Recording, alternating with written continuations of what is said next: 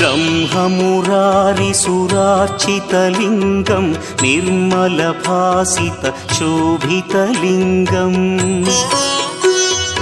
जन्मज दुःखविनाशकलिङ्गं तत्प्रणमामि सदा शिवलिङ्गम् देवमुनिप्रवरार्चितलिङ्गं कामदहन करुणाकरलिङ्गम्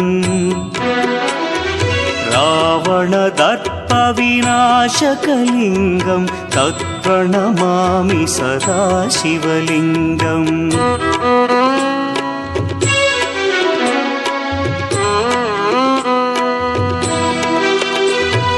सर्वसुगन्धसुलेपितलिङ्गं बुद्धिविवर्धनकारणलिङ्गं सिद्धसुरासुर